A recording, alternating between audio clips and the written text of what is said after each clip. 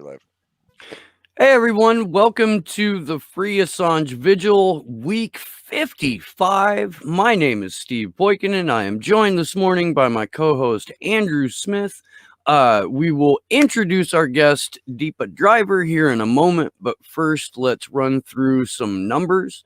Today marks 3,518 days of illegal and arbitrary detention for Julian Assange.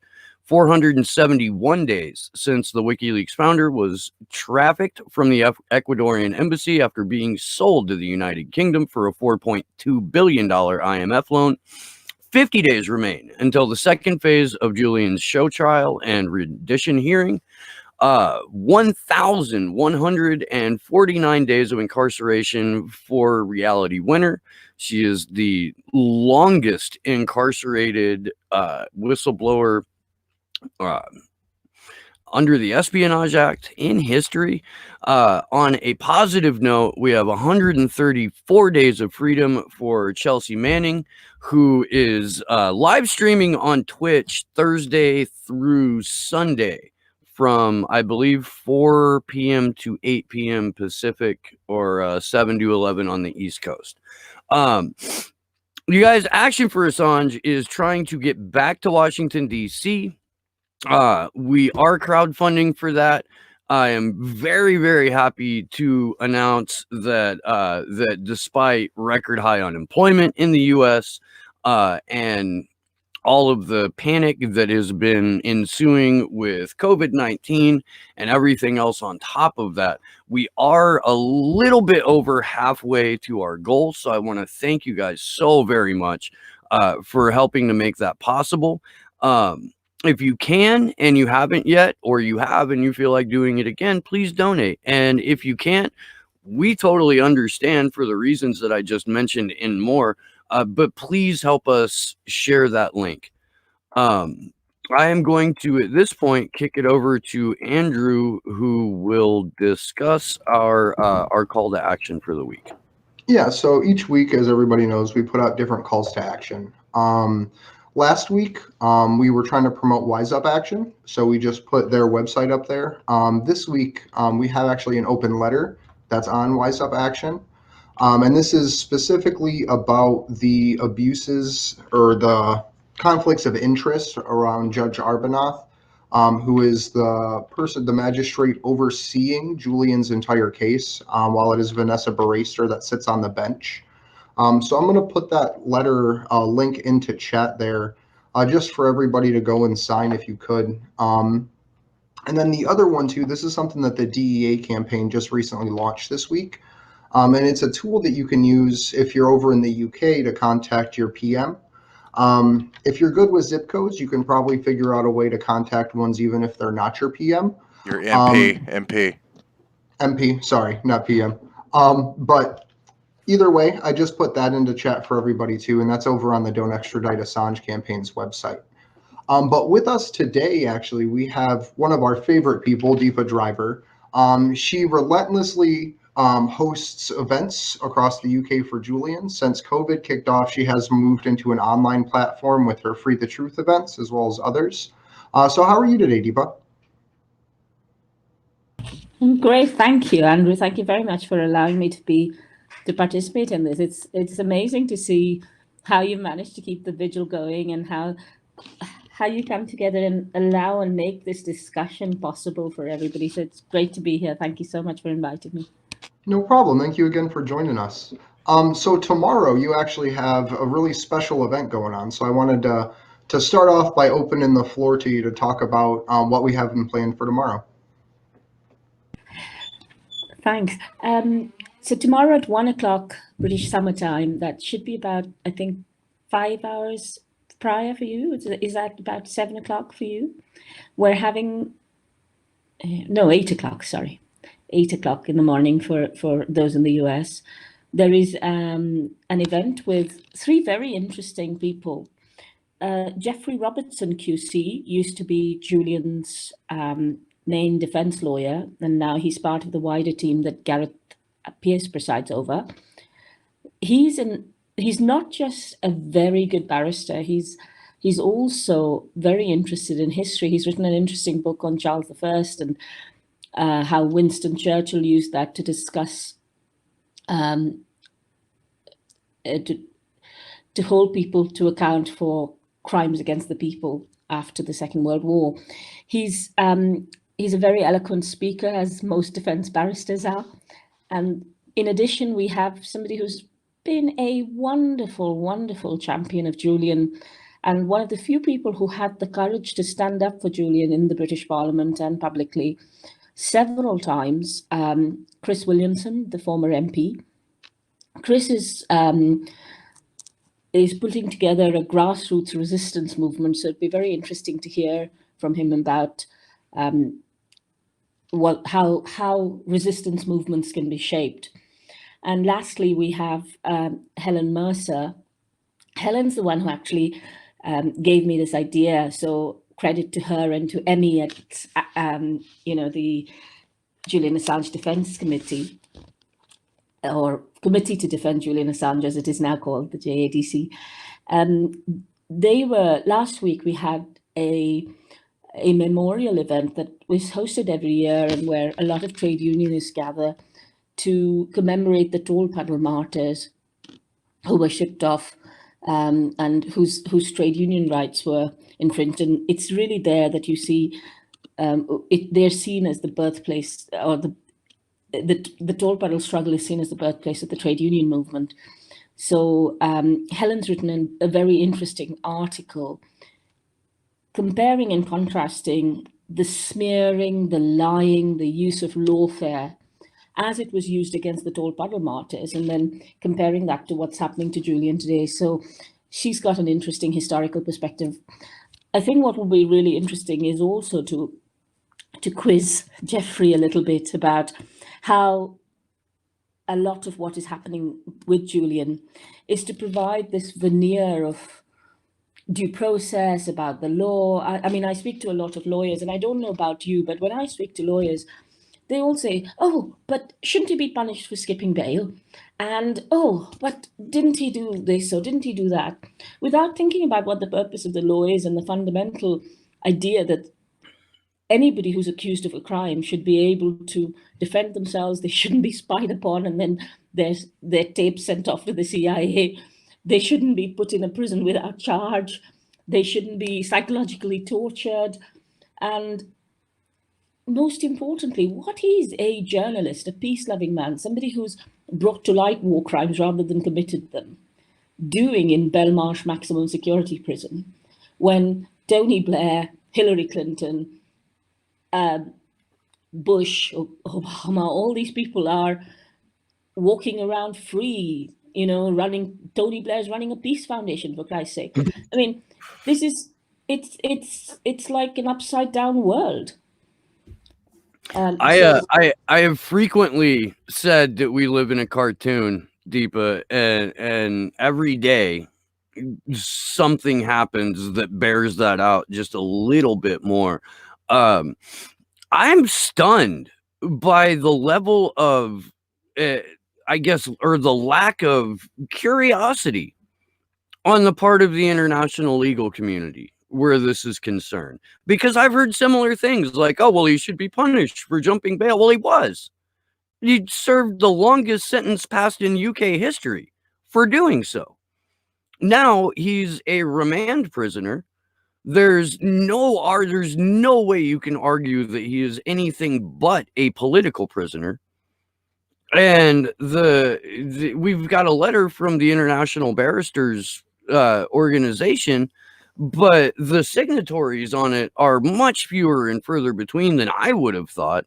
I know that at least here in the States, we have a ton of, I guess you could call them activist lawyers, but they're nowhere to be seen regarding Julian Assange. And it's mind-numbing, because whatever your activism is, it doesn't stand a chance of success without free press, without getting outside of the social or the news aggregators that social media has become. And our ability to communicate freely across international lines, partisan lines, whatever, depends on our ability to maintain a free press. And the other thing it allows too is it sets a public precedent that people can be treated this way in legal situations, that process can be used as punishment. And so if you're someone who, for any reason, would be a activist or political dissident, whether you're fighting for a better healthcare system, whether you're fighting to end wars or fighting to end the global institution of fascism, they are allowed to target you in this way. It is public now that they will put people in special administrative measures, when before that was the most well-kept secret in the US prison systems, where the UK will hold someone on remand during a pandemic whose crime is literally telling people the truth. That's going to allow internationally governments to get away with so much more and not be called out by other governments or institutions, because this form of torture will be standardized if it's not already. Can I go back to something you said earlier, which I think Steve said this about who's only, about lawyers talking about bail. What really irritates me is when, say, a Russian dissident or a Chinese dissident crosses over and seeks asylum in an embassy. We look at that as asylum. But when a man who's running for his life from the world's greatest rogue state, i.e. America, and 4 other rogue states, Australia, Britain, Ecuador, and Sweden, he's treated as though he's jumping bail by people who should really be caring about how the rule of law is upheld. I think the other thing I wanted to say, when you mentioned about the Ibari letter, from the international lawyers, I think it was about 6 months ago, maybe, probably less than that. Life seems to just, time seems to expand and contract during this pandemic when you're stuck indoors. But we're all stuck in a Philip K. Dick novel now. I don't know what that is. Oh, okay. It's worth looking into. I promise you'll be highly entertained and thoroughly frightened. I go away educated every single time. I remember last time I was on here, Commander Rex was on here, and it just amazed me the way his mind works. Anyway, coming back to the jurist letter, what was really interesting to me was a number of people and a number of very activist lawyers in the US signed the letter, and that included Nancy Hollander, Marjorie Cohn. I was just trying to pull up the list of names of some of the lawyers from the US. So amazing lawyers, and in France, in Australia. But what was really, really embarrassing was that very few lawyers in the UK were willing to put their name to the letter. And that kind of, to some extent, I felt better about the fact that although they didn't sign that letter, they signed another letter, another statement put out by the Haldane Society of Socialist Lawyers. And you'd think a group of socialist lawyers, and I'm now a member of the Haldane Society as well, but you'd think a group of socialist lawyers would get behind this and be kicking at the door and saying this is completely a travesty. But one thing that surprised me about talking to them was learning that this idea of having, say, people in custody 23 hours a day, and not, as Julian has been during lockdown, where he hasn't been able to talk to his lawyers, he hasn't been able to talk to his family, and he's actually locked down now for 23 hours a day. This kind of breach of basic human rights has now become so prevalent across the justice system in Britain that people see it happening to Julian and they kind of say, oh yeah, but it happens to everybody else. But it's wrong. Every single time it happens to everybody else too. And that's one thing that really upsets me about the legal system, that I guess when you're part of that system and you've been fighting against it, as many of these good socialist lawyers have been doing, they find it's almost as if they've bought into the narrative that this system is so bad and you can't do anything about it. And that's what gives me hope when I come to vigils like this, that people actually believe we can change this, we can talk about it, we can we can kick at the door and break it down. And the other thing which I wanted to pick on was your idea of process used as punishment.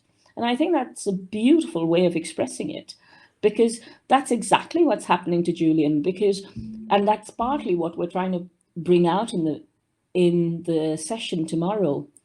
Julian does not have to be a martyr for our cause of free speech.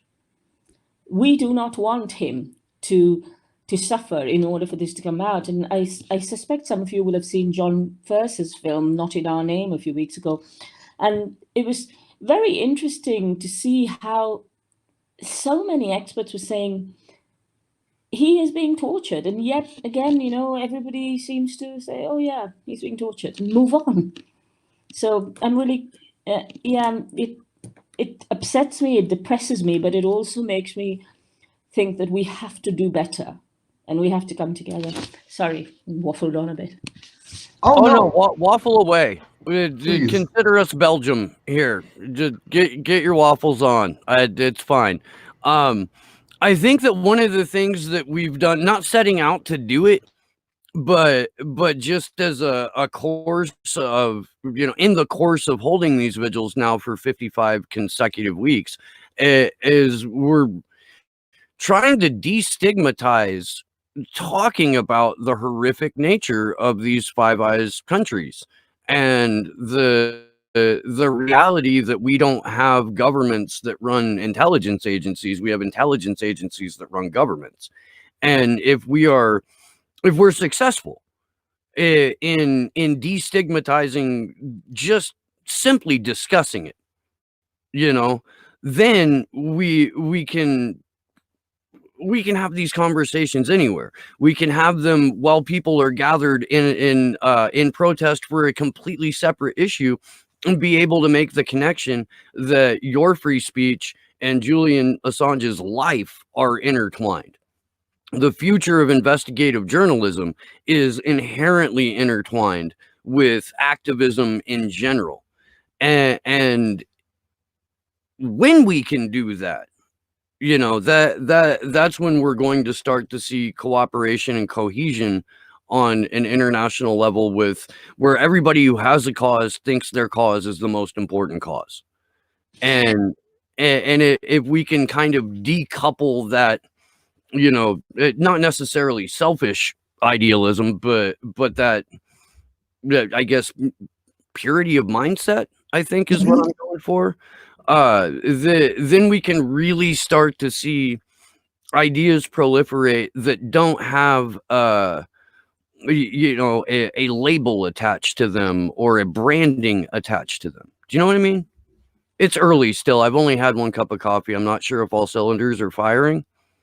You're fine, Steve. I was just thinking in that regard, if you look at environmental activists working in the Amazon, working elsewhere in the world, what WikiLeaks has done in allowing them to whistleblow on corporate criminality, on state criminality, is humongous. If the Greta Thunbergs of this world were incarcerated in Belmarsh prison for revealing the truth about what's happening with our environment, let's say Greta Thunberg got this massive cache of data and knew what to do with it, because young, wonderful person probably knows how to use the internet.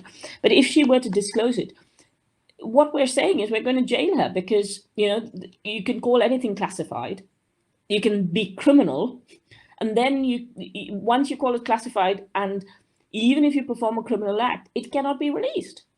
And it is important that environmental activists, political activists, NHS campaigners, people who are protecting LGBT rights, people who are investigating other kinds of crimes, recognize that this is about them too, and this is about their whistleblowers too.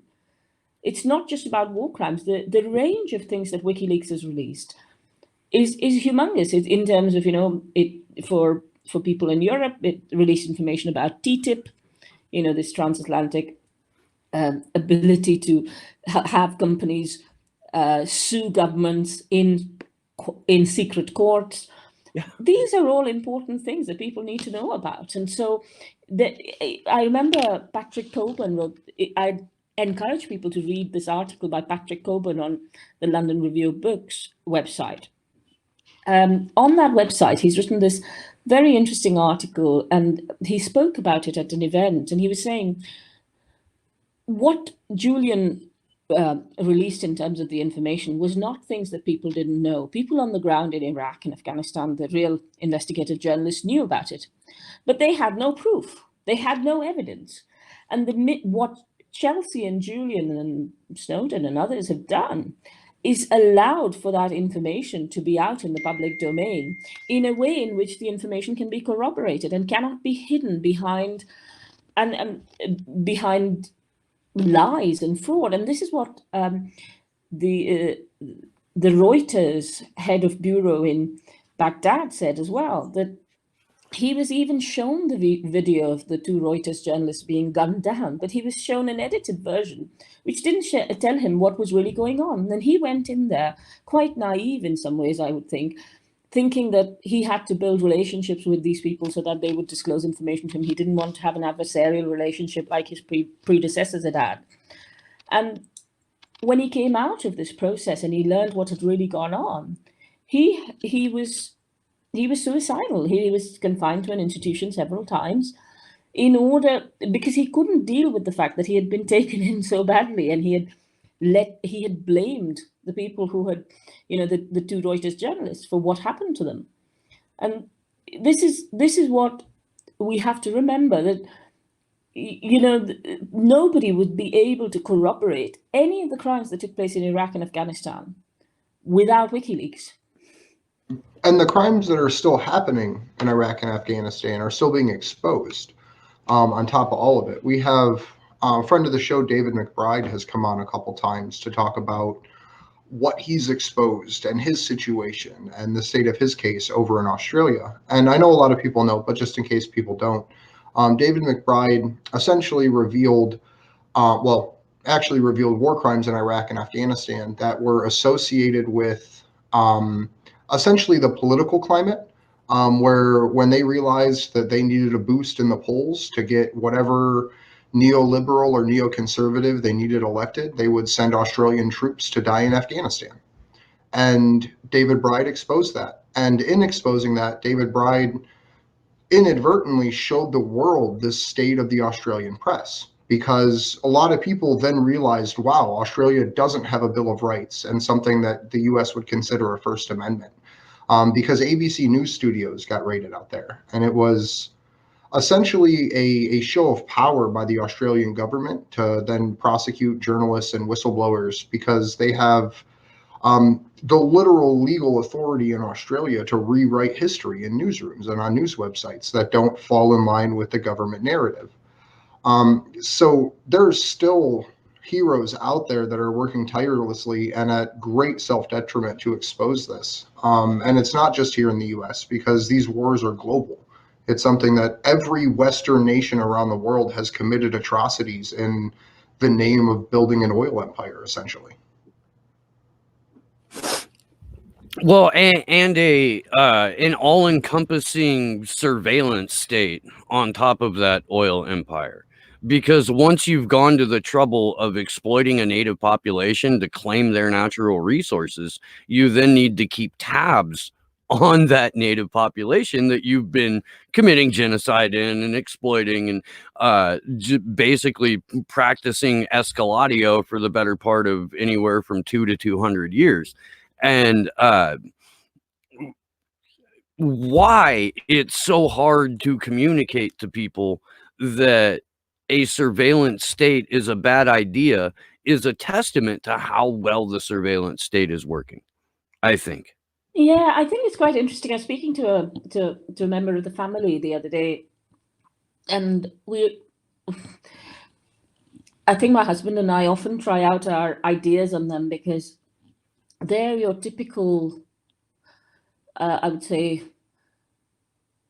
ordinary person, the kind of person who represents Joe Public, I guess, in some ways. Not because, they for example, when I asked them, I asked the woman in this group, I was saying to her, are you really keen on having these listening devices like Alexa in your in your house. You've got young children, and how do you feel about, and I sent her some information, as you do. And her thing was, well, I don't do anything wrong. So why should I worry if they're spying on me? They won't hear anything. And you think, actually, you don't know how much data they're harvesting and how much they're driving, how you're behaving, whether it's how you shop online or how they're using that, and how your teenage child will is thinking about what they're planning to do and how much they're. And this is the thing, you're absolutely right. They've made it absolutely banal that to expect that you will be surveilled, to think that you will only, and to believe that you will only get into trouble if you do something wrong. And it depends on neither of those. Sorry. I was just going to say, it depends on the scope of what wrong is, because like Susie Dawson has done some absolutely amazing work exposing what intelligence communities do. And it's not whether you're doing something right or wrong. It's if there's a profit motive to gather your information and use it in a way that it's exploitive against you. In some cases, that profit motive is directed against activists and journalists because they try to interrupt the standard flow of government and corporate process. But it's been shown that it's been used on earthquake victims, that it's been used on insurance claimants. And it's so that way, even if you're not doing anything wrong, they can still gather this information, sell it to multinational corporations that you may or may not be engaged in litigation with for whatever reason, whether it's personal injury or what have you, and use that information against you, where they can say, no, all of our records indicate that it happened this different way, when that may not be reality, but it could just be what is reflected with publicly available data. There's also the element that Deepa touched on there, that this data mining is being assembled and then restructured in an element of predictive programming, where you are being taught how to be a good consumer or how to be a better consumer. You're being taught how to be a more a better supplicant to the state. And that's something that I think, or at least when I put it to people, because Deepa, I've had the same conversations with people that are like, well, I'm not doing anything wrong. Why should I worry about whether or not I'm being surveilled? And it's this isn't a matter of right and wrong. This is a matter of, should the government and corporations be allowed to dictate your thoughts back to you in terms of product, I guess, or on how to make you a better consumer. And it's just, I've had a little bit of success with that when I can explain it better. I'm doing a poor job of explaining it right now. Well, actually, sorry, I don't think you're doing a poor job. I think your answer's spot on. I think I wanted to make two related points. One, there's I'm just trying to remember the name of the author, but there's a fantastic book where Kathy something it's about modeling, mathematical modeling, and how it's used, ranging from whether you get health insurance through to credit scoring you based on, and then pricing products, say, through online websites differently based on your on the conversations you've had, on the kinds of sites you go to, and actually charging you more for things, which I think resonates better with people. I did want to come back to this idea of whether everybody at in the national security state is actually thinking this way. And I was at a press conference a couple of days ago, maybe it was yesterday, with Bill Binney. He was talking about the safeguards they tried to put in.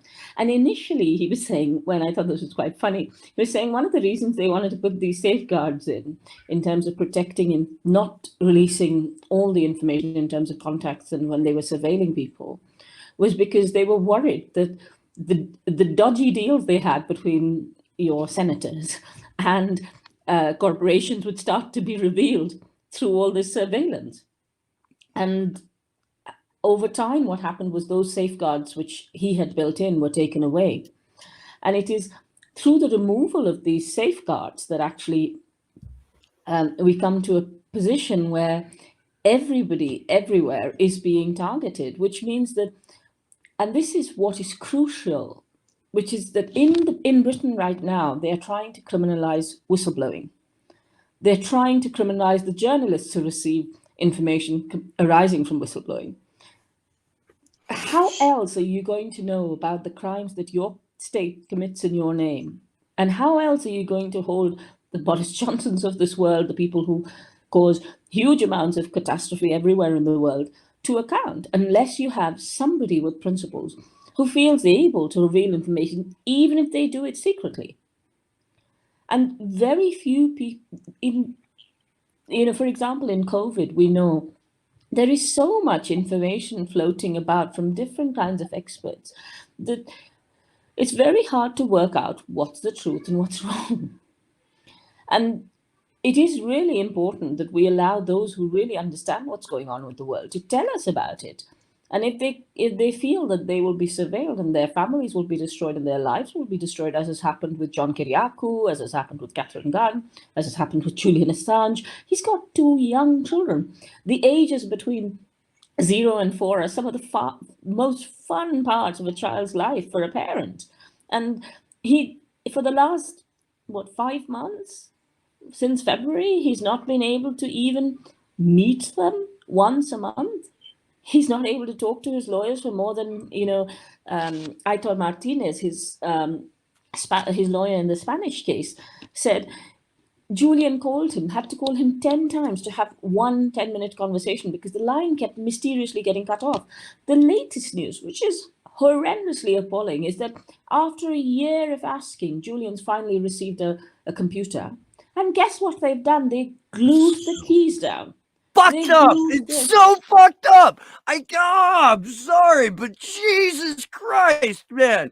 Yeah, sure, you can have a computer. Oh, by the way, we glued all the keys down.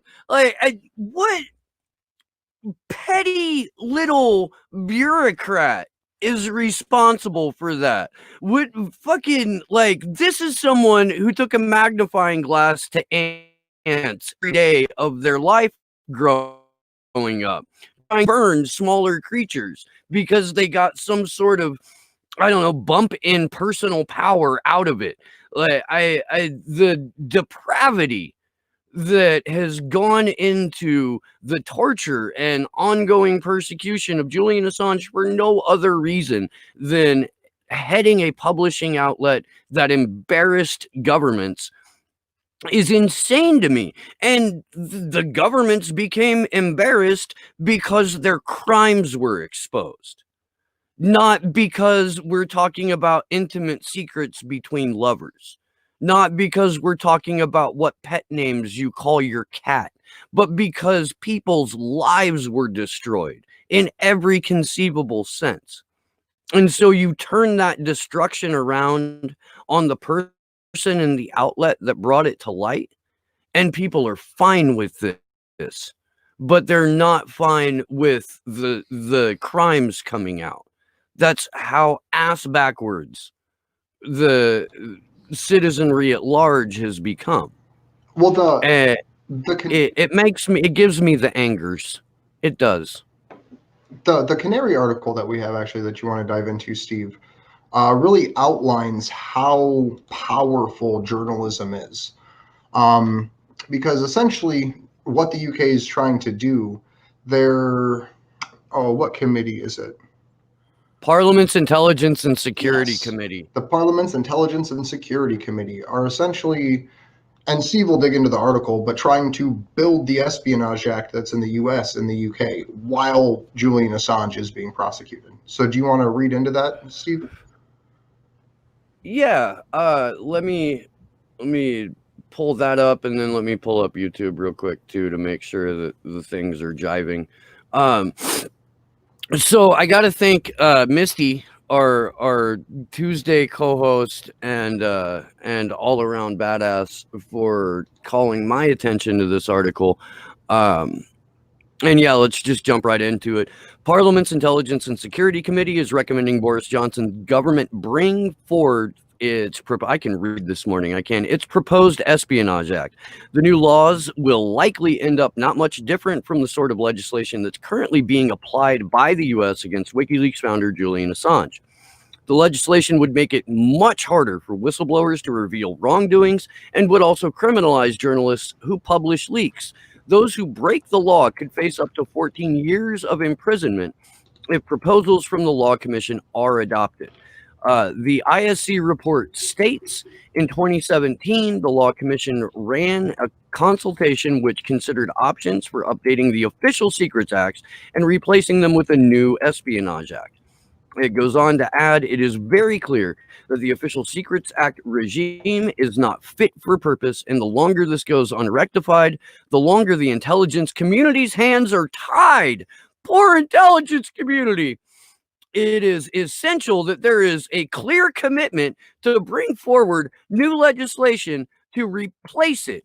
This is ISC saying that spies and unaccountable intelligence agencies are being hamstrung by big bad journalists. And what's really upsetting about this is, my local MP is, unfortunately for us, Keir Starmer, supposed leader of the Labour Party, my party. And it is shameful that he's come out and said he thinks that the measures being used again in relation to Julian's extradition are proportionate or something to that effect. What's also really, really depressing is that he was presiding over the DPP when actually the decisions which were taken in terms of Paul Close writing to Marianne Nee in Sweden, telling her, don't you dare get cold feet, don't come and investigate him here. People like Paul Close and Marianne Nee need to be held to account, and I'm hoping that there will be, I know there is definitely a campaign in Scandinavia to hold Marianne Nee to account. I'm hoping that something similar will happen in Britain, because the CPS cannot abuse process in this way. You can't just abuse process, suddenly say you've lost all your files when the Freedom of Information request comes through. Oh, we've destroyed them. Oh, so sorry. And for the leader of the opposition to be somebody who was involved and implicated in this through, and Matt Kennard's done some wonderful work on Declassified, revealing Keir's meetings with various people. It is shameful that we're having a Workers' Party led by somebody like him. And, it is what is really depressing is that Boris Johnson will get no credible opposition from somebody who takes pride in the fact that he aligned himself with protecting those who killed, killed, tortured, maimed so many people. Well, what I think it comes down to, and Steve, as he was reading through, reminded me of it, that it's really the predator class and the intelligence class versus the dissident class, the workers, and the poor, where you have these battle lines, and you see it just about how they're talking about wording this Espionage Act in the UK, where they say, oh, the poor, desperate intelligence community, how can they ever go around destabilizing countries and committing crime if their crime can be reported? That's a risk to our security. And that's as flagrant as the people that are like, oh, we have to censor the internet to save the children. While at the same time, the US government's responsible for about half of the child pornography on the internet, just by their sting operations that they put up. But the other thing I want to talk about too, because this is something I find super interesting, the way that the documents were destroyed when the Freedom of Information Acts were filed really reminds me, and I don't even expect you to know who this gentleman is, but there's a guy in Florida who ran for Congress named Tim Canova. And he put in a request to view his ballots after he lost to Debbie Wasserman Schultz, who was at the time the head of the Democratic Party when the DNC leaks came out. after a court battle, essentially the equivalent of a Freedom of Information Act request to view the public ballots, those documents got destroyed. And they said, oops, it happened by accident. It was nobody's fault. It was just part of the process of cleaning up our trail, essentially. And the way that in the US has just been swept under the rug, to where Democrats and Republicans both just completely ignore this federal crime that could put Debbie Wasserman Schultz, potentially Brenda Snipes, and everyone in that chain in jail for decades, is just ignored, while we're told to believe that there's this left-right paradigm of the people that care about the workers and about minorities versus the people that care about God and the whites. And you see it all fall apart when you look at an actual foundational issue like free press or prison slavery or all of these other little things.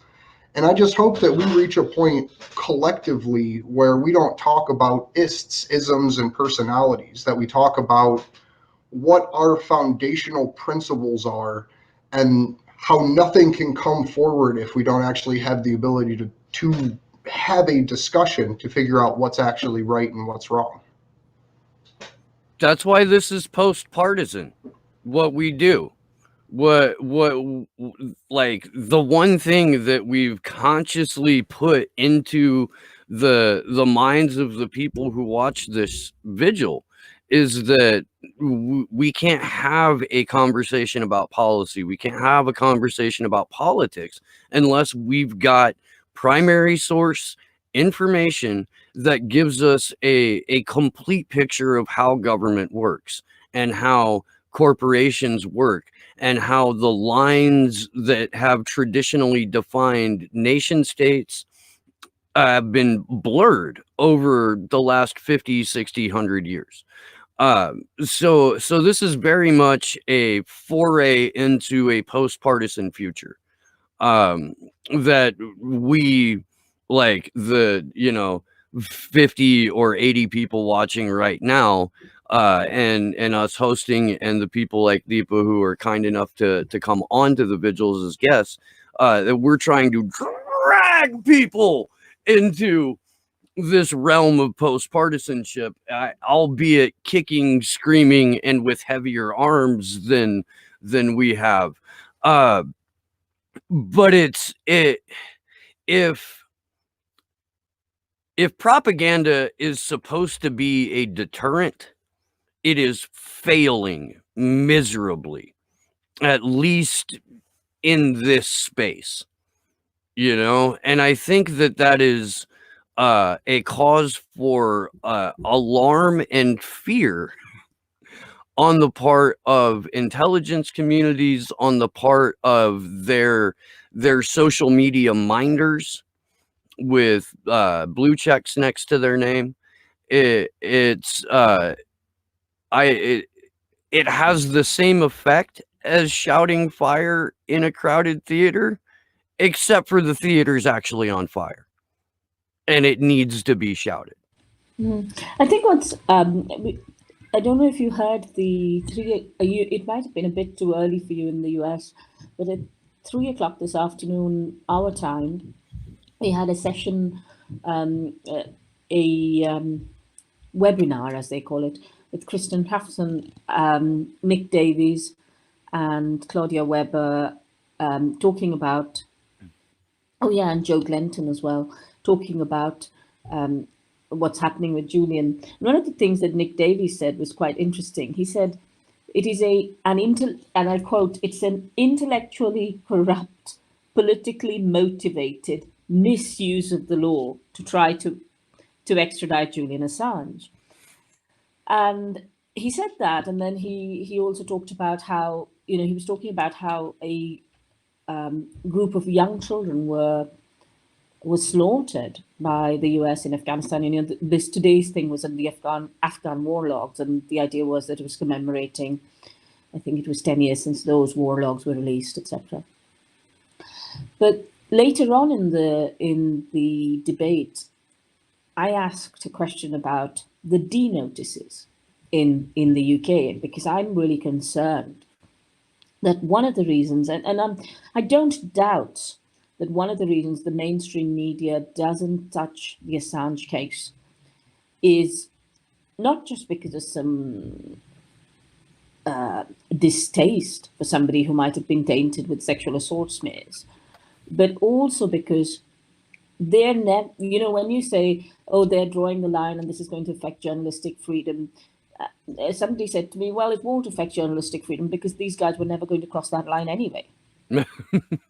Right? And I thought, yeah, that's true. But I did think, oh, maybe there's a D notice on, which is, and Nick Davies was explaining this. He was saying in his 40 years of journalism, he's never been affected by a D notice.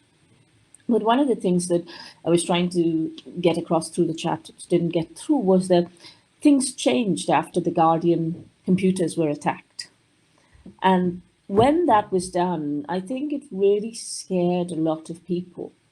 And thereafter, although D notices were advisory, it became very clear that even though they are advisory, if you were to overstep the line or overstep the mark, then you would be dealt with quite severely. And there's an interesting article that was written about how the Guardian's investigative journalists, especially in relation to war, were changed over time. And many of the good journalists were pushed out. So many of these people are sitting in the alternative media, and, you know, Kerry Ann, for example, is a great example. Mohammed El Mazi, who's often on your show, Tariq Haddad, Peter Oborn, he's a supposedly right-wing journalist, but he's the same with Patrick Coburn. So there's a lot, and of course the great Joe Lauria, you know, there are all these critical journalists out here. But on the other hand, what really strikes me, and I was talking about this to some people, is the number of alternative media journalists who are not engaging with this at all. So it's not just the mainstream media, but there is a silence within the alternative media. And that's why it's really important that this 50 or 80, I know it doesn't sound like a great number, but it's important because every word that then gets transmitted further on through these chains that we have with other people, it will change the world, and it has to change the world, because we've had a poverty pandemic long before COVID hit us. And, you know, that poverty pandemic is causing a lot of other problems, whether they are, you know, those issues of social justice are exploding in different ways, whether it is with people being so distraught about Brexit here in Britain, whether it is people causing wars elsewhere. And after that poverty pandemic, we've had this COVID pandemic, and both the poverty pandemic and the COVID pandemic are being misused by the state, misused by employers to push through an agenda of austerity and surveillance. And I'm at a university, and my university is, you know,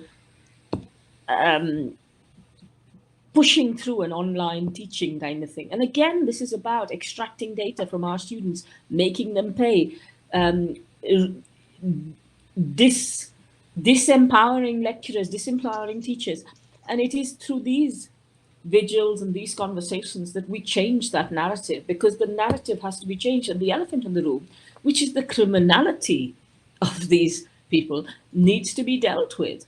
I mean, you switch on the TV, you listen to the BBC, you listen to any of the big American channels, nobody's talking about that. And isn't that shameful? So please ring into your local radio station. Every time they have a show with a journalist, ask a question about Assange. Especially in the run-up to September. This is really important. Make people know. Write to your MP. Don't just write to your MP. Arrange a meeting. I don't know what the equivalent is in the US, but arrange to meet with them in their constituency surgeries.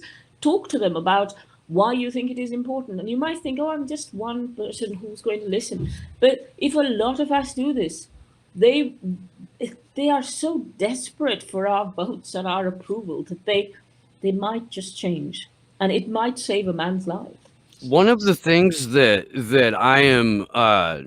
I'm trying to make happen when we go to Washington, D.C. is meetings with Congress critters. And a friend of the Vigil and of my show, Eric Jackman, who has a wonderful show of his own with his brother, worked on Tulsi Gabbard's campaign. So I'm going to see if we can't leverage our friendship into a meeting with Tulsi Gabbard when we go to DC. I would love to be able to meet with some more confrontational or less sympathetic members of Congress, if for no other reason than to be able to hear the weasel words come out of their mouths as to why it's okay to torture and persecute a journalist for doing the job of journalism, you know. But I'm glad that you brought that up, because there's this pervasive feeling that one person can't do anything, even though the bulk of our propaganda and the majority of Hollywood movies are all about one person making a difference. You know, it's hilarious to me, but at the same time, we've actually had a content creator flat out tell us one person can't make a difference, so I'm not going to take the risk of the hit that is going to come to my channel by being on these vigils. And that's actually, I wanted to talk a little bit about that, about the independent media, because we have a lot of friends in the independent media. We have a lot of people that have come on our show. We've gone on a lot of people's shows. So I don't mean this as a blanket statement. So I want to try to be as nuanced as I can. But there's a lot. Save diplomacy for the diplomats, Andre. Right. But so there's a lot of people within the independent media that absolutely refuse to mention the name Julian Assange, and for that matter, Chelsea Manning.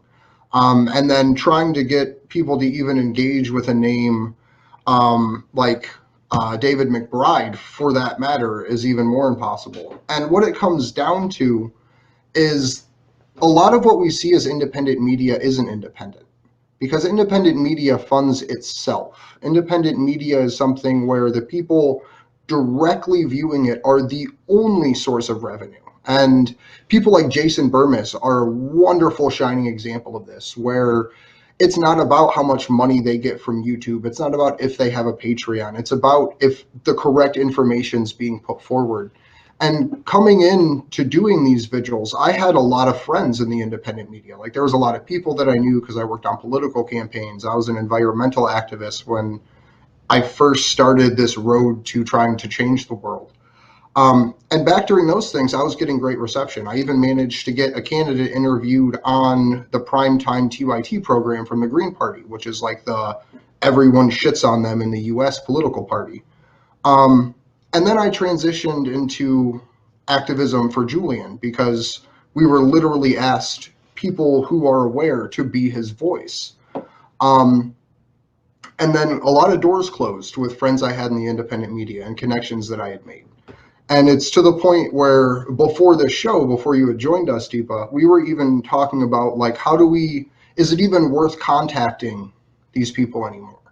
Because we've asked so many times across so many levels, like, hey, we're trying to do this. And at first it was, well, maybe they just don't know who we are. We're just setting out. There's a lot of disinformation. There's a lot of fake journalist institutions out there, and people that'll stand up to just break a situation and a movement. But it's escalated to the point where we're like, can we even ask them, or is it worth asking them to even put a mention of Julian in their end credit on YouTube when they close the show out? Because chances are we're just going to get radio silence from them anyways. And is there a better 30 minutes that I could spend writing an email to people? So it's the independent media in the US has a lot going for it with a lot of individuals, but people are too dependent on YouTube revenue and stuff like that to even consider being a revolutionary voice, where to them supporting a CIA coup politician is their revolution, where they say, hey, well, this is as good as we're going to get, as someone that's openly for destroying Venezuela and won't say a word about Julian, but they'll support Medicare for all, so we'll take them. And that's just heartbreaking to me. Support Medicare for all in theory. In theory. In theory. For donations will support Medicare for all.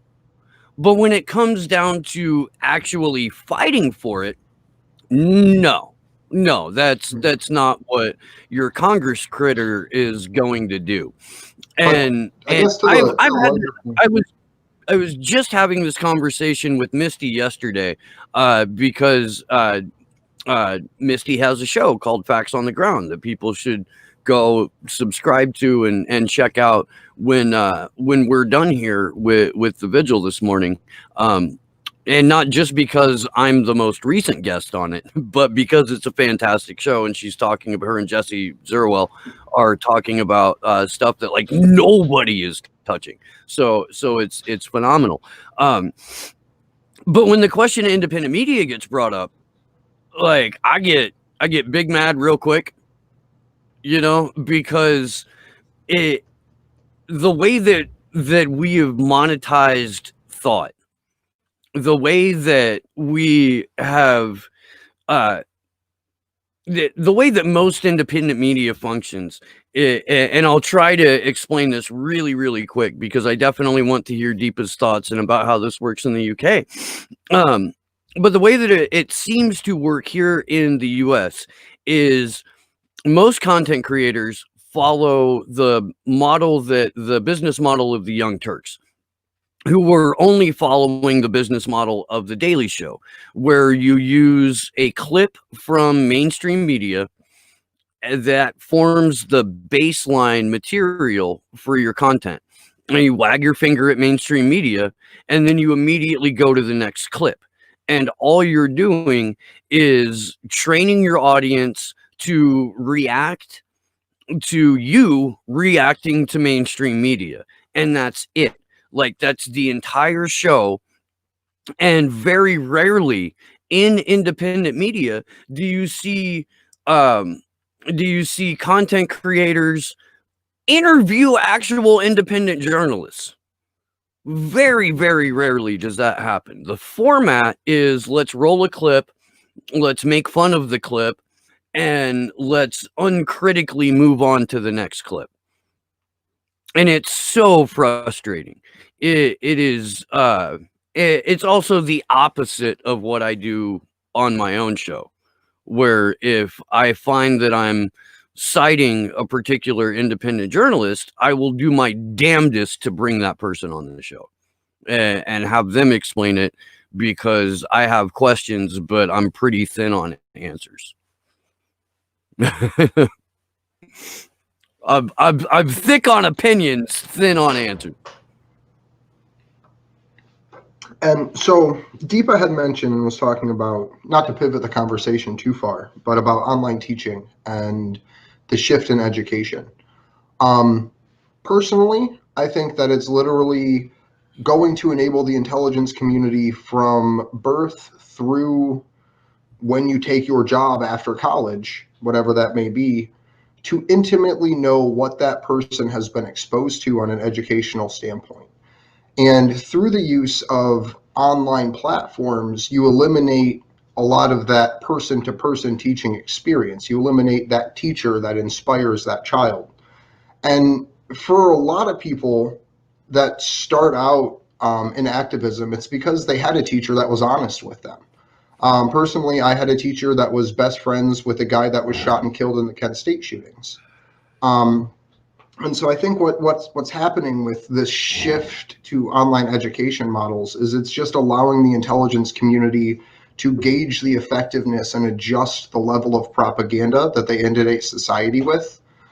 Because it's to the point now where most people don't even know what's being taught in high school history books, to where we spent a literal entire generation fighting to have people realize that 9/11 wasn't committed the way the media explained it to be.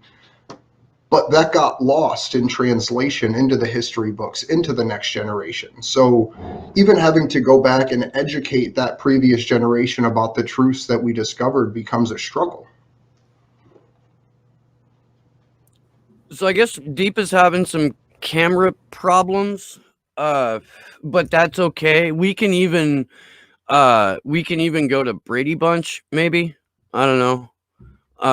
And see if we can at least have something on screen for this. when she's talking. But yeah, Deepa, if you wanted to discuss the Elon Musk thing, I'm happy to do that. Because I've been trying to talk to people about Elon Musk for a number of years. I live in Central California. I live down the road from the Tesla plant. My good friend Ben Kalajian, his brother is a VP at Tesla now, and I've tried to have these conversations a number of times. I'll just share screen the tweet, and then we can discuss it. Here is. Make sure you open the whole thread too, because the one tweet doesn't really capture it. You have to scroll up a little bit. There we go. So, yeah, Elon Musk, another government stimulus package, is not in the best interests of the people. Not in the best interest of the people. Now, I kind of agree with that, but not for his reason. So let's discuss this a little bit. I think you lost the tweet. Hold on. I can go back one little. Yeah. So there it is. Blue Check Armani says, you know what wasn't in the best interest of the people? The U.S. government organizing a coup against Evo Morales in Bolivia so you could obtain the lithium there. And Musk says, we will coup whoever we want, deal with it. Now, it could be argued that he was being tongue-in-cheek. It could be argued that he was trolling. But the reality of the situation is that Elon Musk is a direct product of the Boer Wars, whose family owns emerald mines, whose family's fortune is based solely off the exploitation and the blood of a native population that had no political voice whatsoever for centuries. Deepa, do you want to pick this up?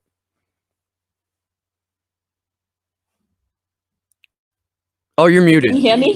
Can you hear me? Yep, we can hear you now. Sorry about that. I had to log out and log back in. So I was actually highlighting that it takes a certain amount of self-confidence and arrogance even to put out a tweet like that at a time when people are really worried about oligarchs, and at a time when people are really worried about very rich people being able to do what they want.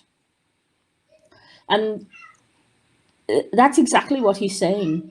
And that's exactly what is seen throughout the world.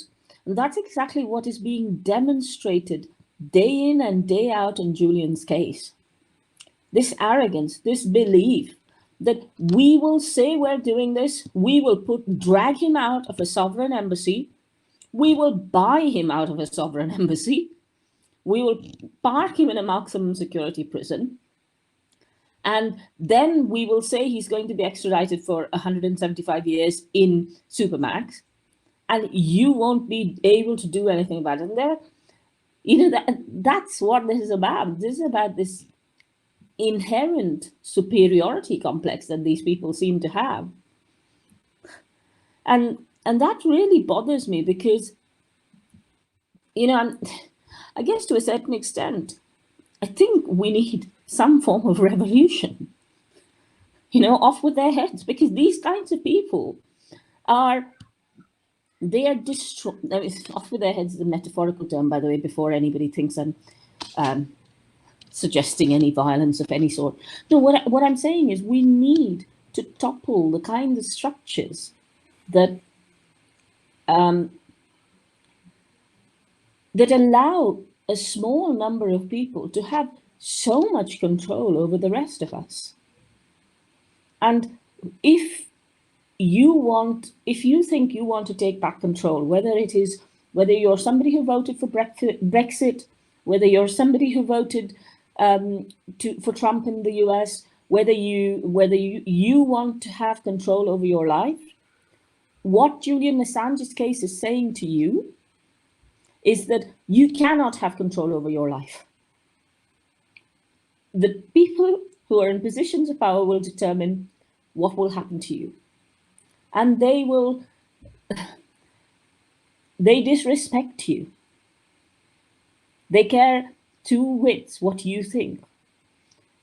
And if you don't stand up now, there is no point in pretending you're taking back control. In the UK, if you're somebody who votes for Brexit, you need to stand up, and you vote for Brexit because you believe we could take back control, then you need to stand up for Julian Assange, because essentially Britain is being a lackey to the US, a lackey to the American intelligence services in extraditing Julian, because there is no legitimate reason for Britain to spend vast amounts of money to surveil an individual within an embassy on suspicion of a sex crime. They don't do it for any of the other rape convictions. Only 4% of rape convictions in the UK are upheld. So they don't really care about sex crimes. They don't really care about anything else. They are just trying to follow the agenda of the American state. And if you think this is about taking back control, take back control in this way. Push back against your country, our country, becoming subservient to an imperialist America. And in the US, we've had people push back, but it's been in such selected and pinpointed ways that it's hard to try to unite people together in conversation, to where you have people standing up against what is clearly and obviously an overt tyrannical police force here in the US that get insulted by the same people that take an armed storming of a Capitol building because they are literally instituting laws that say people can't grow their own food.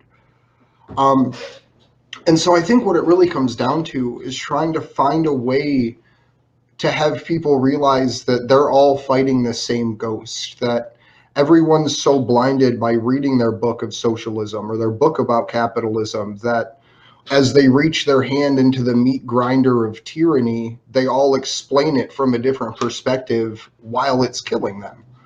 And that's the part that drives me crazy, is because there's all this ideological talk out there, but no one's talking about totalitarianism, or so few are. And no one's talking about tyranny. Even the idea of like personal liberty and rugged individualism is propagandized and spun to mean different things for different people. But tyranny is tyranny, and a dictatorship is a dictatorship. Like, these are words that we all fundamentally understand. And it's time that we start referring to the governments around the world as the American dictatorship, because it's not a democracy. When you have the political theater that we have, it's hard to even say that small d democracy existed in the first place, because it's literally been the same thing, just not scrutinized as difficultly from people on the ground. Or that there is a difference between Republicans and Democrats in any way.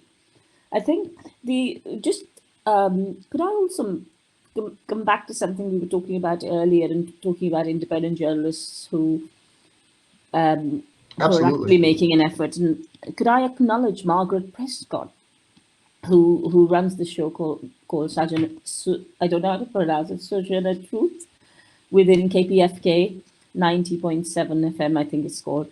And it's a public affairs program that airs Tuesday through Friday on KPFK radio.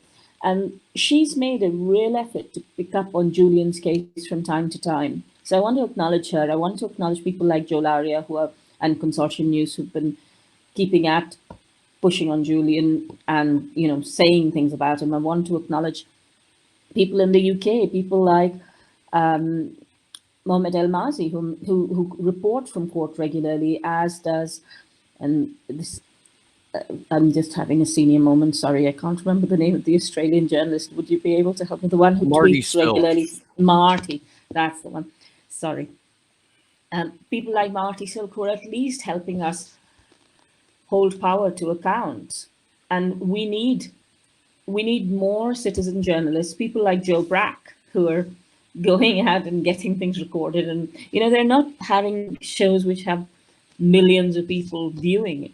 People like Gordon Dimmock, people like Ahmed Caballo, all these people, they've been making a real effort to, and Barnaby Naberka, these are all people whom I would encourage people to follow, at least on Twitter, because these are the people who are still trying to tell the truth and who are not being funded by any corporations. And also in the UK, I would urge you to follow Mark Curtis and Matt Kennard's Declassified, which is putting a lot of information about war crimes.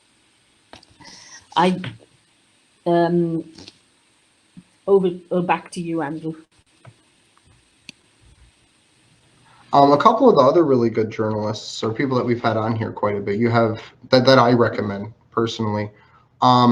People like Jason Burmis, people like Susie Dawson, but also going as far as like places like The Last American Vagabond and The Last Podcast on the Left, and so many of these other anti-war voices that exist out there. And it's just a matter of making sure that while they're telling the story of these war crimes that happened, that they mention, oh, and this was exposed by, and we found out about this because of WikiLeaks.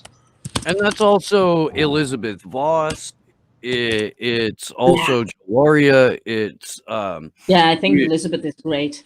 Patrick Henningsen has been on the vigils before, and he does good work. Danny Sherson, who is one of the, I guess, most genuine anti-war voices that we have going for us right now, simply because he's a retired U.S. Army major who taught history at West Point. And by the way, he'll be back on the vigils here soon. I've been emailing with him basically since the last time he was on, and we just are kind of like email buddies now. But Danny's a really good sounding board for finding the pulse of what's going on in the current military and how people who are active duty at this moment feel about what they're being told to do, what they feel about their government, and what they think about the U.S. going forward. We need more, I guess, is where I'm going. Like we're very, very lucky, I guess, in that we've been able to reach out and connect with a number of, if not high profile journalists, the ones who are unafraid to print what the truth is. And that's something that we see fewer and fewer people doing every single day. Can I also, could I make a plug here for people to support Craig Murray? Oh, absolutely. We have a man in court. Sorry, Andrew, you were going to say? No, I was just going to say we have an article teed up from Consortium News, actually, because Craig Murray is going to Madrid to talk to, or to testify in the case against UC Global about the surveillance on Julian Assange. Yeah. Craig Murray is someone who I respect very deeply. So in case people don't know, he is currently facing prosecution in the UK for doing wonderful, but ultimately in that case, pretty standard journalism. He was talking about a court case from a different angle, where there's laws in the UK that forbid you from breadcrumbing, essentially is the term, and that's providing colloquial statements intended to disclose someone's identity without necessarily identifying them by name. And apparently this is something that, according to the courts, Craig Murray did. In the actual indictment, beyond the fact that there was grammatical errors out the ass with it, that they literally were skipping numbers, like I believe it went from 49 to 51 when they were listing the charges against him. It specifically references, and this should be kind of disturbing, the reason that he's such a good journalist, it specifically references his work on Julian Assange. And that was something from the onset of his case that I found really, really disturbing, because he had the wonderful piece, I believe it was called The Man in the Glass Box. And then a preceding week of stories all about Julian's situation. And for them to reference Julian Assange's court case as to part of the reason why he's being prosecuted, I think is a really dark aspect of Craig's persecution that doesn't get covered enough. Yeah. And what's interesting about Craig is Craig's one of the establishment, isn't he? He's somebody who was the British ambassador to Uzbekistan. He's a whistleblower himself who blew the whistle on war crimes in Uzbekistan and has been persecuted ever since. And the CIA is apparently obsessed with him, as a recent article in Consortium News showed. What's really interesting about Craig is that not only does he understand the legalities of what he's doing, what's going on, he's also able to express them in a way in which ordinary people can understand and relate to. And him and great people like John Pilger are the people we look up to tell us what's really going on in the world. And it is atrocious that somebody like Craig is being persecuted in this way. And he's got, what is really upsetting for me is that his membership of the trade union, the National Union of Journalists, has been progressively delayed. And he's somebody who's got over 90,000 followers. So if you're talking about journalists who's talking to people and whom people respect, and I think his blog has, is it 90,000, am I right? Close to 100,000 followers, something like that. And Craig really understands both the politics of it, but also what ordinary people want to know. And I think we've got to come back to the fundamental question is, what do you think a journalist is supposed to do with truthful information when he receives it? Should he hide it or should he disclose it? And should a journalist protect his sources? And if you look at either of these two questions, then the answer is, of course, a journalist should publish. And of course, he should protect the source. And that's where I would target all arguments, because irrespective of whether, people say, oh, well, Julian Assange might be unlikable, but as though they know him so well. I mean, it's amazing how even when they're supporting him, they slander him. And you're not wrong. Sorry? You're not wrong. It's this like backhanded swipe at Murray, where even when people are, and the same holds true for Julian Assange as well. Like when the indictment came out last year, mainstream media was quick to say, at least here in the States, they were quick to say, the Trump administration is acting really heavy-handed here, and the Trump administration is trying to criminalize journalism. But let me spend the next 5 minutes of my airtime assassinating the character of Julian Assange. And that's how they would frame all of this. And they're doing Craig Murray the exact same way. And if Julian is the canary in the coal mine, as it were, Craig Murray is, I guess, the first victim of lack of oxygen in the coal mine. It's and the ABC Australian broadcasting journalist who may be getting charges for publishing David McBride's story, or the now almost 700 journalists who have been arrested, shot at, tear gassed, and otherwise maligned, covering the Black Lives Matter protests that have been going on here in the States. And people are still not drawing the connection that investigative journalism, the head of it is already on the chopping block. And go ahead. Oh, sorry, I didn't mean to interrupt you. On these online calls, it's hard to know when somebody's finished a sentence, and I find that difficult in ordinary conversation, and online it gets worse. So I'm really sorry. One of the things I wanted to say when you said Black Lives Matter is that, there are a lot of protesters out on the street talking about Black Lives Matter, talking about historical oppression, and rightly and justly being angry about that and wanting to not just topple statues which are symbolic of that repression, but topple the structures, the institutional structures that hold us back.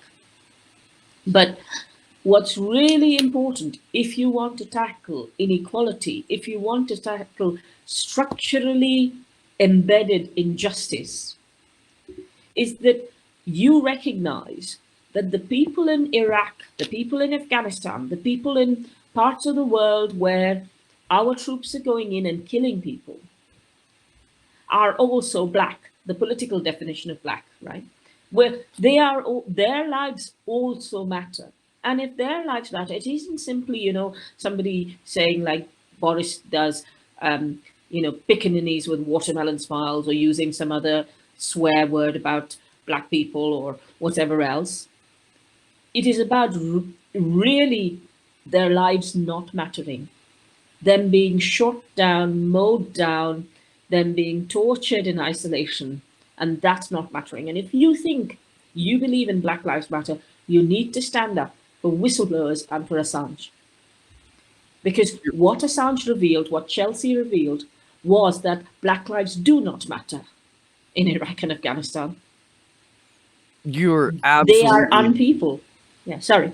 No, you're absolutely right. And we've been, at least here on the vigils, we've been trying to hammer home the connection, not just of that, but if you're going out and standing in support of Black Lives Matter and you're dumb enough to take your phone with you, guess what? You're now on a list. Guess what? You are now potentially being tracked and surveilled as a result of your engagement in what is supposed to be a First Amendment protected right. We're the strategies implemented by both public and private security agencies, intelligence agencies, the ways by which activists are targeted. One of the reasons we know so much about this is because of Julian Assange and because of WikiLeaks. And it's got to become part of everyone's activism at this point. The success of your activism is incumbent upon your support of Julian Assange. It's really what we've been trying to hammer home since the end of May. Can I also point out, could I highlight how Julian's being psychologically tortured? A lot of people say, oh, is he really being tortured? Isn't that what really happens? If someone's being surveilled, if you would, think about yourself. You're indoors right now during the lockdown. Think about Julian being in lockdown for over 10 years, not being able to communicate, not being able to see friends and family. In the Ecuadorian embassy, the maximum that he could walk was 10 to 15 meters in any direction. He's had huge amounts of sun deprivation because there was no natural light. He couldn't get to the windows because of the way he's had his conversations spied upon. He's had serious injuries, including a dental. I mean, when you have a toothache, you want to go to the dentist as soon as possible. He's had 8 years of being in an embassy where the British government denied him medical treatment. He's had a situation where he's had a shoulder injury that just won't get better because he's been denied medical treatment. Ecuador, once it grants citizenship, is not allowed to revoke citizenship. His citizenship was revoked. The arbitrariness of the way the process was carried out, judges making comments about him which are unrelated to the case, people smearing and slandering him, calling him a sex pest, when actually no charges were ever raised in Sweden. If at least the charges were raised, he'd be able to go to court and defend himself. But now no charges were raised. They were always in preliminary investigation stage. Imagine what that does to your head when everybody in the world, people whom you like, people whom you trust, people whom you respect, think you're a criminal. and then you're dragged out and put in a maximum security prison with rapists, murderers, killers, and treated in a way in which, you know, they mess with your brain, they mess with your head.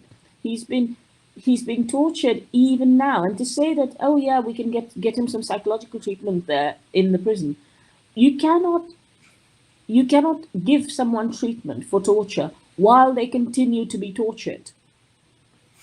Julian needs to be with his family and his children and his friends. He shouldn't be in a prison. Sorry, Andrew, over to you. Oh, no, I'm sorry to interrupt you. I was going to say I can't remember the gentleman's, Victor, a journalist over in France, and he was talking with us about how we use language and that we shouldn't engage in the language of empire. Is that Victor Dedage? Yes, yeah. And by referring to Julian's court case as a rendition, or as an extradition rather than a rendition, we're allowing that charade of this is a legal process to go on, because Julian is currently being tortured, and when he comes to the US, that's only going to increase. And a rendition, for people who aren't aware, is a political term referring to the transfer of a prisoner from one country to another to facilitate a greater method of torture under less law. Via kidnapping, via kidnapping. And that is what is happening to Julian. When he arrives here in the United States, he'll immediately be placed under what's called special administrative measures, which is something that we've talked about here. We spent, I believe, like 4 or 5 episodes going over it. But essentially what it is, as banal as it may sound, it allows for the United States government to, at any time, disconnect the conversations between a person and their attorney. They put reporting bars and conversation bars, like you're not even allowed to talk to your family members about the way that this inmate is being treated, your family member. There's no media access to this person. It literally places them in the darkest levels of the United States court system, to the point that they don't even have access to magazines and newspapers like a standard person does. They don't even get to understand the press of the outside world. And this is what will be happening if Julian is allowed to be brought here. And the fact that in the UK right now, because of COVID and because of the prison that he's in, like you had pointed out, he's under special administrative measures. He's only allowed to listen to so many different radio stations, and that's because they are government-approved propaganda arms that he can hear from them, but those channels aren't going to run stories about him. Those channels aren't going to try to make an effort to say, hey, this is what the public knows about your court case. So I just think that it's really, like in this moment, really critical to be able to break the radio silence, so to speak, about Julian's case, because he's being tortured in public daylight, but it's the fact that everyone's just not, or everyone's looking away. Oh, you're muted, Deepa.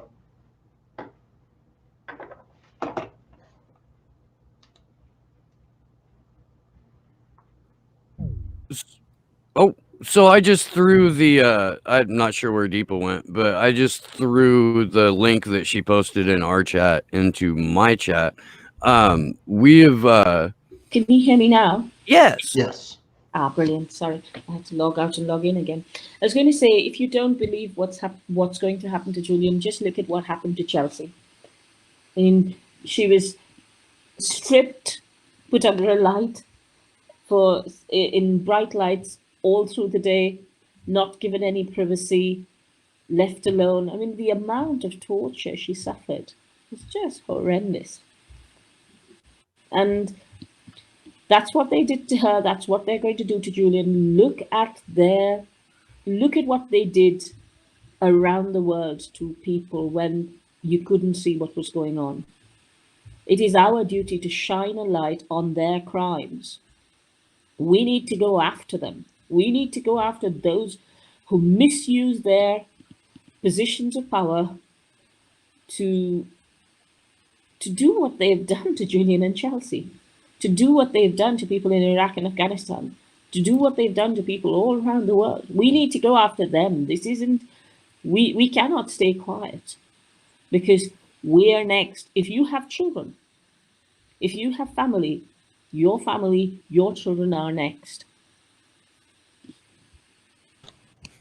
That's one of the Uh, things that we tried to scream through bullhorns and in front and at people in legacy or establishment media the last time that we were in Washington D.C. And that they were potentially next. If you look at the Afghan papers that the Washington Post released last year, it not only does it entirely validate everything that WikiLeaks had put out nearly 10 years prior, but it exposes the need for an organization like WikiLeaks because it took them 3 years of Freedom of Information Act lawsuits in order to obtain the information contained in the Afghan papers. Now, no one in independent media has the resources to fight Freedom of Information Act requests in court for 3 years. They spent, I believe, over $300,000 in this process. Like we don't have that. If you read or listen to interviews with Julian Assange where he's explained the primary purpose of WikiLeaks, that was simply to close the gap in the amount of time that it takes from whistleblowers coming forward to the public being able to access the information. And the process or processes that are involved from the time that a whistleblower comes forward to the time when an outlet like the Washington Post or the New York Times will report on these things are so involved and so ripe for being terminated, almost completely arbitrarily by world governments, that you have to have an organization like WikiLeaks. You have to have public disclosure outlets, which have now become criminalized in the United States per the National Defense Authorization Act. A public disclosure outlet is right there next to ISIS or Al Qaeda or Al Nusra in terms of terrorist organizations. Whistleblowers, hacktivists, leaktivists are being considered terrorists, and for nothing other than to keep the crimes of hostile governments secret. I don't know how to explain it any simpler than that. I don't know how to get somebody to wrap their heads around something that sounds so horrific but has become so mundane and ordinary in Western society. Oh, of course we punish the people who bring forward information about the crimes our government commits. Of course we do. What are we supposed to do? Give them awards? Yes, you are. You're supposed to make sure that they're protected, and you're supposed to make sure that their children aren't suffering because their parents did the right fucking thing. Well, I think the easiest way to ask it from a different angle to people, just to make them think like within themselves, is asking them what their point of standing up is. Like what has to happen for you to become outraged enough to fight back? And a lot of times people will just say, I don't know, or nothing, or fight back against what, or what for. So it's strange how every person has their own trigger, essentially, that leads them to understand that we live under global authoritarianism. But with that said, I want to thank you very much for joining us, Deepa. You have been a wonderful guest yet again. Thank you. Please let people know some final thoughts and where they can find you. Sure. You can find me on Twitter at @Deepa_Driver. And Andrew, I'd be grateful if you could write that down. I'm a British academic. I teach financial regulation and corporate governance, so nothing directly to do with Julian Assange. And I'm a citizen activist like you, very angry at the way in which the law has been subverted in order to undermine ordinary people, and very angry at the way in which an individual has been collectively targeted by 5 rogue states: Britain, America, Australia, Sweden, and Ecuador. In terms of final thoughts, I'd like to remind you of the event tomorrow at 1 o'clock. Please join us. It's always, I guess as other activists know, it's really hard to set up these events and organize them if you don't have other people telling you what's going well and what isn't going well.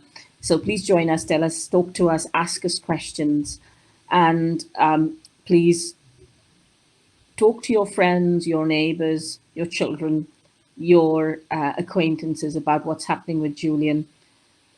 Put around flyers, tie the yellow ribbons of trees. You know, you're not defacing any property, you're not doing anything illegal. And ask for Julian Assange to be freed. He deserves to be free because he is a human being just like you and me, and he shouldn't be tortured in this way. And thank you, Steve and Andrew. It's been lovely to chat to you, and you make it so easy to talk. So thanks for having me, and I hope I'll see you all another time. Bye. Absolutely. Thank you very much for joining us. Bye-bye. So we have a question in chat that we kind of answered talking about special administrative measures, but I want to toss it over to you, Steve, just for you to give a good answer to. How can extradition be worse than Belmarsh? So, all right, look at it this way. If because Julian is currently on lockdown 23 and a half hours a day, and is only allowed like the tiniest of privileges, like being able to walk in the yard for a half an hour, or being able to have the occasional medical appointment, being able to listen to any one of 3 channels on the radio. Those things are happening. He's allowed to call his family. His family is allowed to talk about whether or not they've spoken with him. His legal team is allowed to talk about whether or not they've spoken to him. When the special administrative measures kicks in, all of that goes away. Not only is there zero transparency to what will be done to him, there's zero accountability for what will be done to him.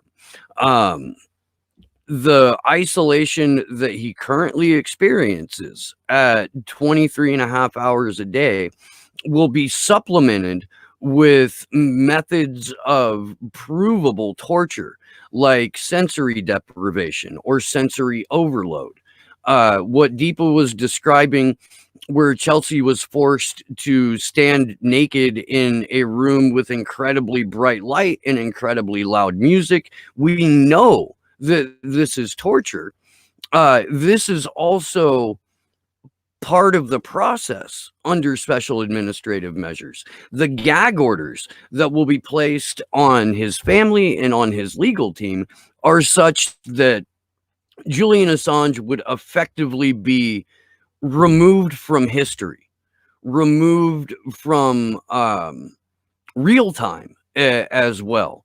If you look at what is being done to him in the Guantanamo Bay of the United Kingdom and you feed it steroids, that is what he will be subjected to under special administrative measures. And remember that these charges carry a 175-year sentence. This is effectively a death sentence. So Julian would be, in as many ways as possible, tortured to death for as long as that takes. And then when it's done, the US government will move on to the next journalist or the next publisher and carry out these measures all over again, just so they can continue to commit crimes against humanity, repercussion free. I hope that was satisfactory. Yeah. I don't even know really how to follow that up with anything. It's just, yeah, that's basically the Kick future. a fucking chair over and be like, God damn it! Right. Why? Yeah. So before we do talk about the most wanted list, I did want to bring up the article real quick about Craig Murray, because that is super important to talk about.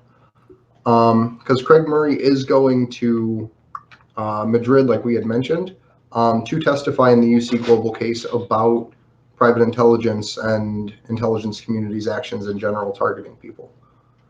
So if we can get that, Josh has already got it up on the screen. Do you want to break that down real quick, Steve? Yeah, for sure. And I've read this article like 4 times now, just because the even though Joe Lauria wrote it, the hand of Ray McGovern is all over it, and I'm going to admit uh a I don't know, extreme isn't the right word, but an incredible fondness for Ray McGovern at this point. I've become I don't know, man. I don't know what the right word is. I'm very grateful that Ray McGovern is. I live in a even as dumb as this timeline is. This is the stupidest of all possible timelines. But even still, the fact that we're in this timeline with Ray McGovern makes it almost bearable. So I have the same feelings about Guy Fieri, if you know who that is. It's crazy that that guy can be alive at the same time as me. Anywho, to go into the article, the former British ambassador to Uzbekistan and a close associate of imprisoned WikiLeaks publisher Julian Assange says he was the top target of the 24/7 surveillance of Assange at Ecuador's embassy in London by the Spanish security company UC Global, which, according to press reports and court documents, shared the surveillance with the CIA. Craig Murray said he's been contacted by an attorney in the spying case on Assange and that he will be going to Madrid to testify. The founder of UC Global, David Morales, was arrested over the surveillance, including privileged Assange lawyer conversations, and is on trial. Now imagine that. Wrap your head around that for a second. The actual president of the company that did the horrific illegal shit was arrested for it. That's almost an anomaly in this day and age. Murray told former CIA analyst Ray McGovern in an email shared with Consortium News that with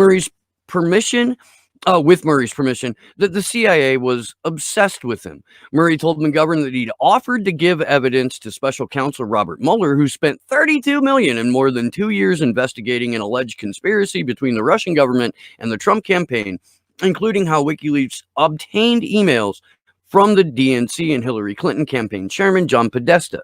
Mueller concluded there was no evidence of a conspiracy between Moscow and Trump, but maintained Russian agents hacked the emails and delivered them to WikiLeaks for publication. Murray has said that different persons with legal access to the DNC and Podesta emails were WikiLeaks sources. I wrote to Mueller, quote, offering to give evidence, never received any reply. Murray wrote to McGovern on Wednesday, never had any request for an interview by any U.S. authorities. Murray then wrote, but I received a message from the lawyer in the case in Madrid about the spying on Assange in the embassy, contracted by the CIA, which said that I was the top target for contractors, and the evidence shows they were obsessed with me. I shall be going to Madrid to give evidence. Murray added, just why the U.S. security services declined my offer of free evidence, yet were obsessed with spying on me, is an interesting question. Yeah, I mean, it's interesting, but it's also roundly disturbing. And I'm just glad someone like Craig actually gets to go and actually break this down like this, because the fact that it's allowed to go this far is just atrocious. No, I absolutely agree. I do. Hang on just a moment. I gotta mute here real quick. Okay. But the last piece we have to break down here is it's an Electronic Frontier Foundation article about the WikiLeaks Most Wanted list. And we have a few different sections that we're going to go over here, just inside of it, if we can get those pulled up. But just to kind of recap and give a little breakdown about what this is about. The conspiracy to commit computer intrusion charges that Julian Assange is facing were expanded. And what that means is they're essentially having to change the story about what these charges are and how they work. And they're taking the conspiracy to commit computer intrusion charges and pivoting it to the situation surrounding Sabu and Siggy and all of the FBI informants that were inside of WikiLeaks. And working alongside trying to essentially bring down the organization. But the Most Wanted list is mentioned 16 times throughout the entire indictment. And it's one of those things that it's really critical because it was also mentioned in the Chelsea Manning, when the indictment was specifically outlining about Chelsea Manning too. And the Most Wanted leaks show that hold on, I just was checking to make sure we were on the right slide.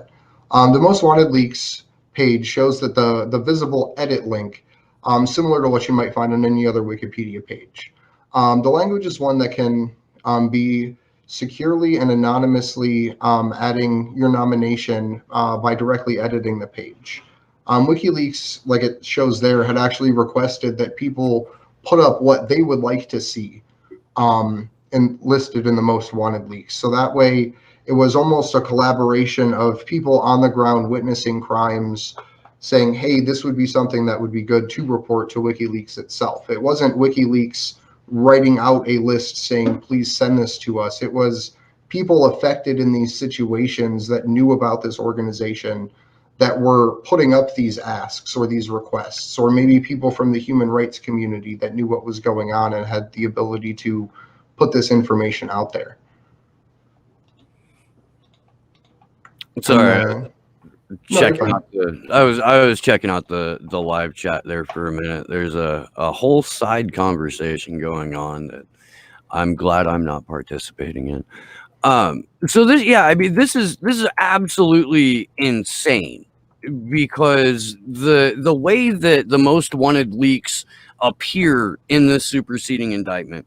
Which, by the way, we're going to find out what role the superseding indictment plays in the overall prosecution tomorrow during the case management hearing. They're supposed to be addressing it, if you'll recall. The superseding indictment itself was not delivered to Julian's legal team or the concierge for the U.S. State Department, Magistrate Vanessa Baratzer, but was in fact released only to the U.S. media, which brings up a whole bunch of ancillary questions like, do they even plan to use this? Was this anything more than a further attempt to assassinate the character of Julian Assange? What the fuck is the FBI doing? Using a convicted pedophile, a convicted pedophile, a convicted embezzler, a notorious con man, and certified sociopath as a star witness. Why the hell aren't there anyone in media besides us talking about this? Lots of questions arise. But in terms of the Most Wanted list, it's fucking ridiculous because it was already public. Like Andrew just said, it was curated or designed to be curated by the people who were viewing the site, not the people who were maintaining or hosting the site.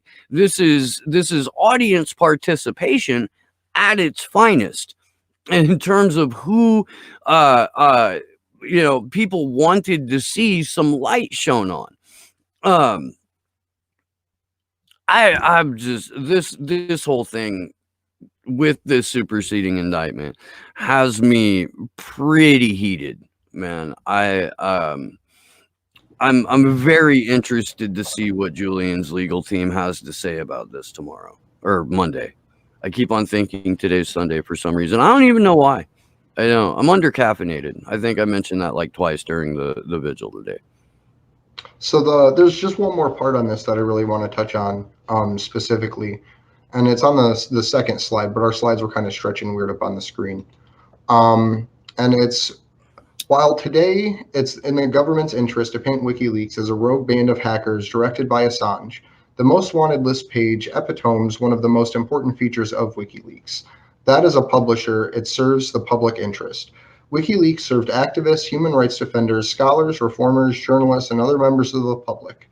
With the most wanted leak page, it gave the public a platform to speak anonymously about documents they believe would further public understanding.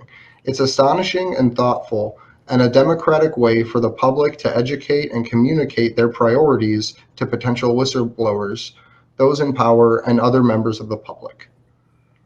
So I think that, again, that is one of the core themes throughout this whole computer fraud charge. And so I think it's just really important to continually drive home the fact that what WikiLeaks did was run a public institution. They ran what I think should be the mirror for all international organizations, where they weren't trying to hold power and make demands. They were trying to reveal to the public through a semi-engaging process what their governments and what other governments around the world were doing. And it even goes as far as like just the Milton report that got literally just a chemical report that showed a corporation was just dumping chemicals wherever the hell they wanted. It got gagged throughout the entire UK media. And WikiLeaks was the one publication that put that forward. They were the one that said, well, we're actually going to publish this even though it's under a journalistic ban, because you can't put journalistic bans on things. If an institution is willing to say, okay, well, I'm not going to report this because the government said so, they're not a journalistic institution to begin with. There's a moment in our newest teach-in, which I don't even think we've mentioned at this point. I've thought about mentioning it like 3 times, and Daniel brought it up in the chat twice, but we didn't really get a chance to squeeze it in. But there's a moment where Julian is speaking to the nature of censorship. And he said, I'm paraphrasing, so if I butcher it, I apologize. The odds of me matching the eloquence of Julian Assange are pretty fucking thin on the ground.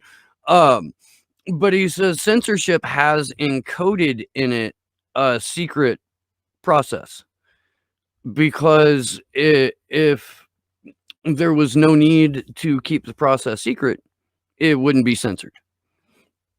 And it makes me so just, the world is infinitely worse off without Julian Assange being able to fulfill 100% of the duties that the role of publisher of WikiLeaks demands. Not that Christian Ramsden isn't doing an excellent job.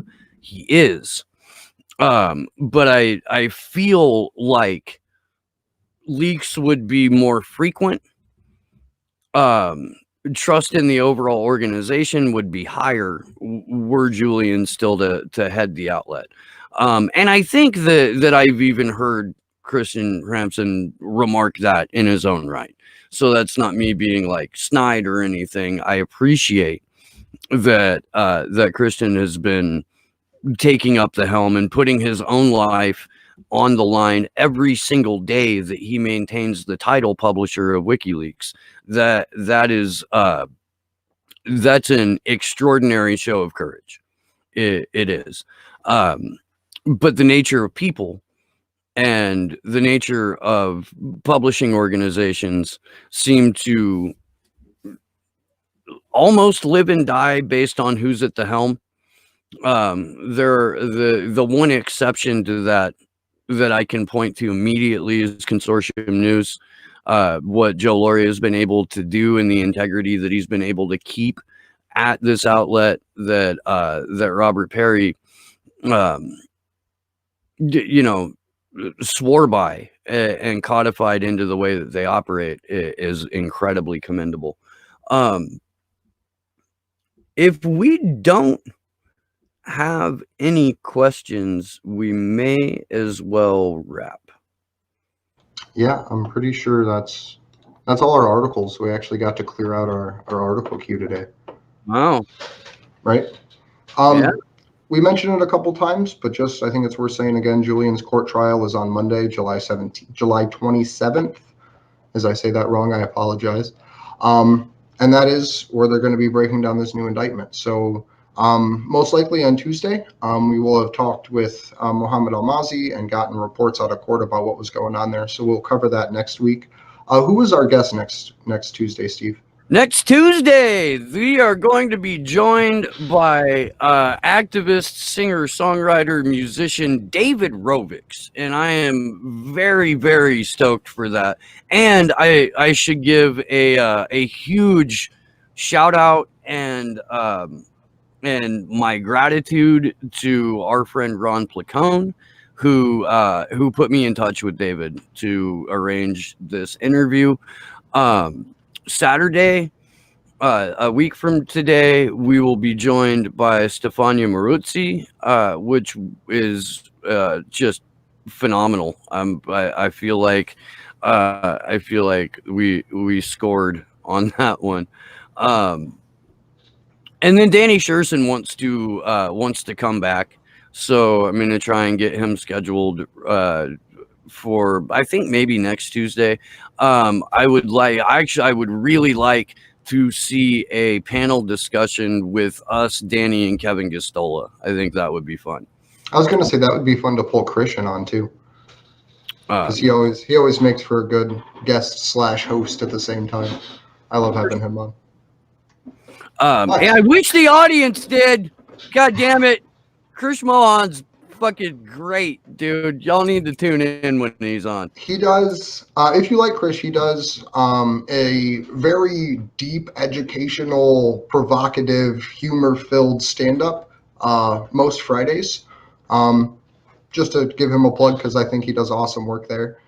But my name is Andrew Smith. You can find me on Twitter at Andrew Zigmund, Zigmund.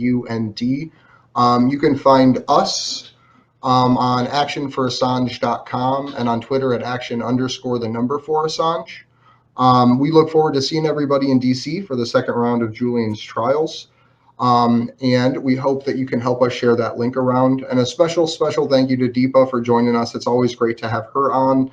And tomorrow morning, there will be a live stream that she is putting out with a bunch of great headliners. So please take a look at that as well. My name is Steve Poikinen. I host a show called Slow News Day. If you're watching on YouTube, you can find it by typing in Slow News Day Podcast into your search bar. Please subscribe to that. There's no guarantee you'll get notified. But I am also on the Rockfin and D Live. I would like to expand to a couple more platforms, but that's in the offing. I am going to be joined on Sunday, tomorrow, by our own Misty Winston and Jesse Zerwell, who do have a show called Facts on the Ground that you should also be subscribed to.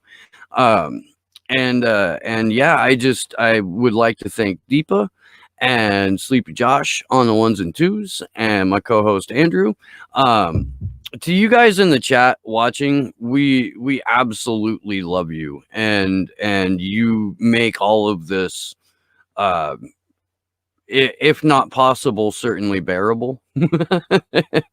It's a funky old world that we live in, and it's a better place with you guys in it. If you can, please do donate to that GoFundMe. If you can't, please share the link. And we will see you Tuesday with David Rovics. Good luck to us all.